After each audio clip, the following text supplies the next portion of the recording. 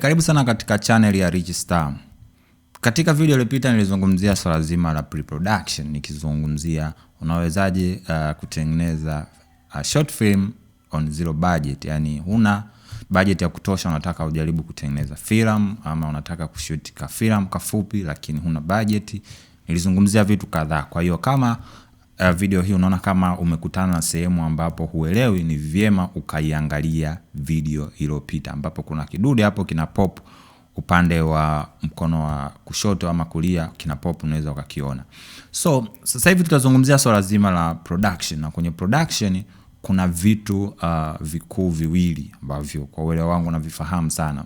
Ni swala zima la gears pamoja na timu ya production.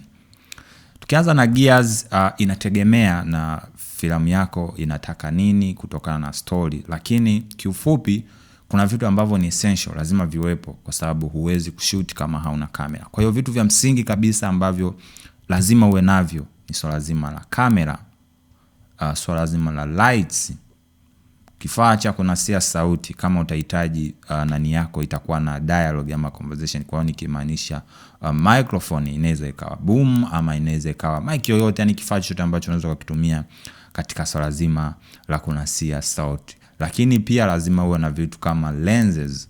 Nikimaanisha lenses maana yake za aina tofauti tofauti, inategemea. Kwa maana kuna sehemu utahitaji ufanye wide, ushoot wide shot, kuna sehemu utatakiwa shoot close up, kuna sehemu utataka upige lens yenye effects tofauti tofauti. Mfano unataka shoot sehemu lens ambayo iko very tight, zile zenye focal length kubwa. Kwa hiyo hizo zote lazima uhakikishe unakuwa nazo. Lakini lens ambazo naonaga wengi ni essential katika film nyingi sana ambazo ni, kuna lens ambazo ni wide, kwa mfano ya milimita 24, milimita 18 au milimita 35, lakini kuna lens ambazo ni zile prime, mfano 50 milimita ama milimita 70 au milimita 85. Inategemea na story, inategemea na script ilikuwa inasemaje ama storyboard ilikuwa inasemaje. Kwa hivyo vitu lazima uwe navyo. Lakini pia uwe na vitu vya kwa ajili ya kustabilize camera. Kama shot zako zitakuwa na movement, lazima kuna shot ziwe na movement ambayo ni smooth, imetulia.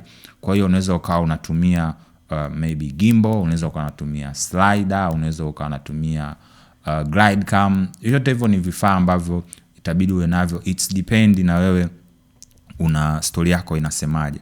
Lakini pia kitu kingine ni swala zima la lights. Kwa maana lights kuna muda utahitaji utatumia artificial, kuna muda utatumia natural, lakini most of time kama sisi unaweza ukaona kwenye tulivyoshoot tulitumia mwanzo mwisho natural light tukimix na tutumia artificial lights tukimix. Manake tulitumia bulb kwa sababu lengo ni kutumia zero, yani hatutaki kuspendi kiasi chochote cha fedha. Kwa hiyo kuna sehemu unaweza ukaona kwamba tulihitaji lights ambayo inatoa mwanga tofauti, ambao kidogo mwanga ambao mtu akiangalia anapata hofu. Kwa hiyo ikabidi tutumie bulb ambayo inawaka, tuliwasha, then tukabidi tuiveshe kitu chekundu. Yani kwa hiyo unaweza ukatumia mfuko ama nailoni, ama kuna zile zinaitwa gel ambazo zinakuwa zinapitisha mwanga kwa urahisi, lakini mwanga unakuwa una rangi nyekundu. Lakini kama unatumia lights ambazo zina uwezo wa kucheza na color temperature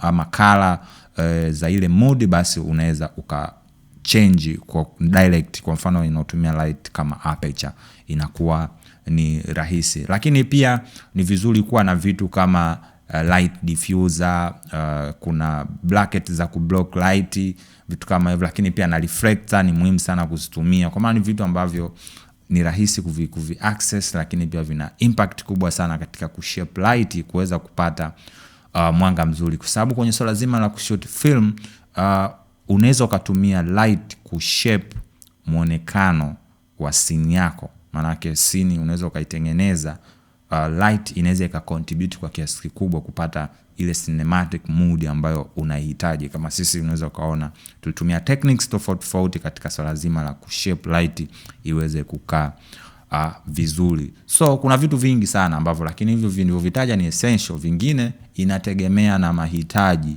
ya story yako ama filamu yako nini inahitaji.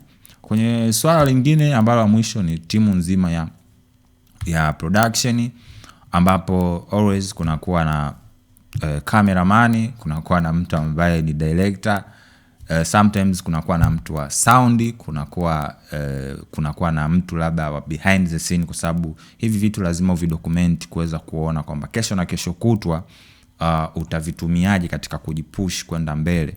Lakini pia hata wenzetu ambao wameendelea, zile behind the scene zinakuwa zinatumika kutengeneza connection kati ya character na audience, kuona hao wana struggle vipi, au the production kwa ujumla inakuwa inaendaje. Kwa hiyo ni vitu muhimu. Kwa sisi bahati nzuri kulikuwa na mtu ambaye ana direct, ambaye kwenye scene pia unaweza kuona ni Shebi Chuk au Shebida, lakini pia mimi ndo nilikuwa jamaa ambaye ndo kameramani. Kulikuwa kwa na mtu ambaye kazi yake alikuwa ni kucheza na light, yani tukimwambia hey, ile light sogeza kule, rudisha huko hivyo. Pia kulikuwa kuna mtu wa behind the scene ambaye ni Arnold Baijuka, ambaye kazi yake ni kuhakikisha kwamba behind the scene zote zinapatikana. So pia tulikuwa tuna mtu na backup wazee ikitokea sauti, lakini bahati nzuri tukisema no, filamu yetu haitakuwa na dialogue yoyote, hakutakuwa na mazungumzo yoyote. So kwa haraka kama unataka ufanye hicho kitu, huwezi kufanya kila kitu wewe, na hiyo ndio inaofelisha au inaofanya industry yetu sisi kwa upande wa Tanzania ni tofauti na production ya wenzetu labda India, wenzetu Marekani, hata jirani zetu Kenya na Uganda wametupiga gap kwa sababu wanagawana majukumu. Lakini Tanzania tuna tabia moja, mtu anataka atengeneze filamu, kila kitu anataka afanye yeye ili credit zote apate yeye, kwa maana yeye ndo huyo ashike kamera, huyo ana direct, huyo anataka ashike boom mic, huyo hapo anataka yeye anahangaika na malight kuset. No, vitu haviendi hivyo, lazima mgawane majukumu. So kama una plan ya kufikiria kufanya kitu kama hiki, tafuta washikaji. Kama huwezi kuwatafuta watu professional ambao ukawalipa, tafuta washikaji then waelekeze. Wewe utacheza na light, nitakavyokuambia sogeza nyuma kidogo light utasogeza. Tafuta mtu ambaye atashika boom mic kama mtakuwa mna shoot dialogue au mazungumzo. Tafuta mtu ambaye atakutasaidia naye kushika kamera. Then wewe ambaye unataka kitu kiweje, basi unaweza ukadirect. Although unaweza ukadirect at the same time unaweza ukashoot, lakini huwezi kushoot kudirect hapo ucheze na light, hapo ucheze na sound. No. Kwa hiyo kwa ujumla hiyo ndio timu ya production, lakini pia kuna watu wengine huwa wana support kwenye production. For example, labda tungekuwa tunahitaji mtu wa makeup na angeingia kwenye timu ya production. Kama kungekuwa na mtu wa vyakula, mtu angeingia kwenye production. Lakini sisi hivyo vyote hatukutaka viwepo, kwa ndio maana timu ya production yetu ilikuwa na watu hao nilo wataja, na end of the day tukapata kitu kama hiki. So asante sana kwa kuangalia video hii. Tumebakiza segment ya mwisho ambayo ni swala zima la post production, nikimaanisha masuala mazima ya editing, nikimaanisha color correction, color grading, sound effects, VFX, motion graphics. Vyote hivyo vinaingia kwenye swala zima la post production. Kuyajua zaidi nifuatilie kwenye video inayofuata. Asante sana.